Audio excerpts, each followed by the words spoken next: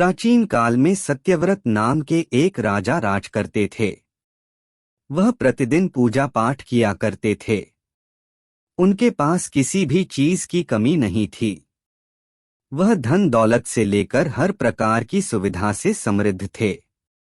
हालांकि इसके बावजूद भी राजा की एक अभिलाषा थी जिसे वह पूर्ण की चाह रखते थे। दरअसल राजा सत्यव्रत को किसी प्रकार से स्वर्गलोक जाने की इच्छा थी।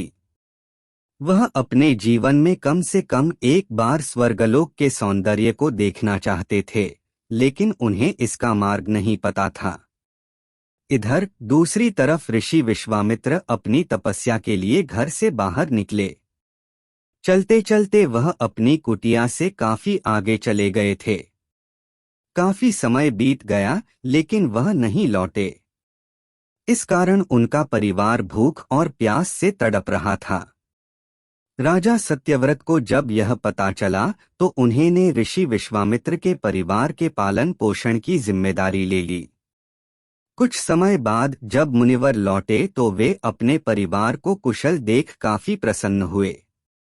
उन्होंने पूछा कि उनकी अनुपस्थिति में किसने उनकी देखभाल की।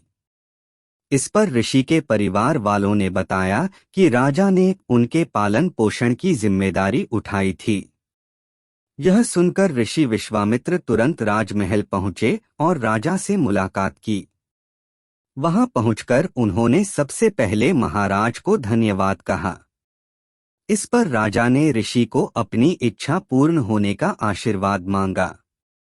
राजा की बात सुनकर ऋषि विश्वामित्र ने कहा, बोलिए महाराज, आपको क्या वरदान चाहिए। तब महाराज ने कहा, हे मुनि, मुझे एक बार स्वर्गलोक के दर्शन करने हैं। कृपया करके मुझे वहां जाने का वरदान दें।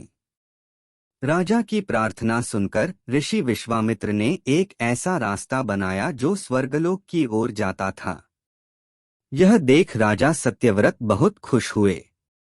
वह तुरंत उस रास्ते पर चल पड़े और स्वर्गलोक पहुंच गए। यहां पहुंचते ही इंद्रदेव ने उन्हें नीचे धक्का दे दिया, जिसके कारण वो सीधे धरती पर जा गिरे। राजा ने सत्यव्रत ने तुरंत सारी घटना ऋषि विश्वामित्र को बताई। राज की बात सुनकर ऋषि विश्वामित्र गुस्से से आग बबूला हो उठे। उन्होंने तुरंत सभी देवताओं से इस बारे में बात की और इस समस्या का हल निकाला, जिसके बाद राजा के लिए एक नया स्वर्गलोक बनाया गया। नए स्वर्गलोक को पृथ्वी और देवताओं के स्वर्गलोक के बीचों बीच स्थापित किया गया था ताकि किसी को परेशानी न हो।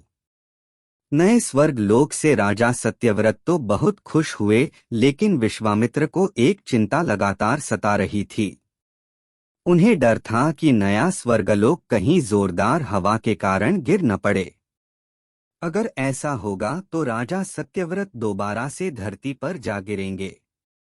काफी सोच विचार के बाद ऋषि विश्वामित्र को एक उपाय सूझा। उन्होंने नए स्वर्गलोक के नीचे एक बहुत लंबा खंभा लगा दिया ताकि उसे सहारा मिल सके। ऐसी मान्यता है कि नए स्वर्गलोक के नीचे लगाया गया खंभा एक विशाल पेड़ के तने के रूप में बदल गया। यही नहीं, कुछ समय पश्चात जब राजा सत्यव्रत की मृत्यु हुई तो उनका सिर एक फल में तब्दील हो गया। सभी से इस खंभे को नारियल का पेड़ कहा जाने लगा, जबकि राजा का सिर नारियल के रूप में जाना गया। यही कारण है कि नारियल का पेड़ इतना लंबा होता है। कहानी से सीख। इस कहानी से हमें यह सीख मिलती है कि अगर सच्चे मन से किसी की मदद करे तो हमारी हर ख्वाहिश पूरी हो सकती है।